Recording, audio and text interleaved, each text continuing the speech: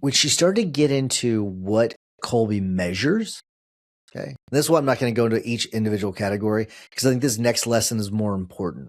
Okay, this next lesson is maybe the most important thing. So Kolbe doesn't measure personality. It's not a personality test. I think we call it a personality test a lot of times. It's not. I wouldn't even call it an assessment because you're not testing intelligence.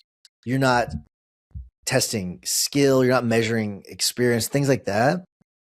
What Kolbe measures is how you instinctively take action whenever you're faced with an issue. Okay. So it's about instincts, which is really more deeply rooted. And that's why I'd asked her a question during this. Is this something that it changes over time? Because the reason I was asking that is like, I wanted to figure out if it made sense for us to have our kids test it. Because I said, can you actually test this on kids? And she said, absolutely. The Kolbe all started where they were doing testing on kids.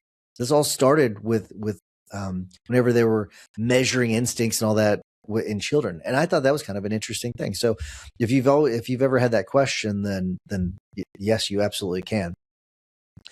And it's funny because I've always thought of, assessments or tests, things like this, where again, I don't think it's an assessment, but I don't know a better word for it at this point. I always viewed them as like snapshots, but it's not really a snapshot. What it really is, and this is something it was a realization of mine, is that Kolbe is more of like an energy map. And I'll explain this more. Trust me, I'll explain this more in a little bit, but think of Kolbe as an energy map. Okay.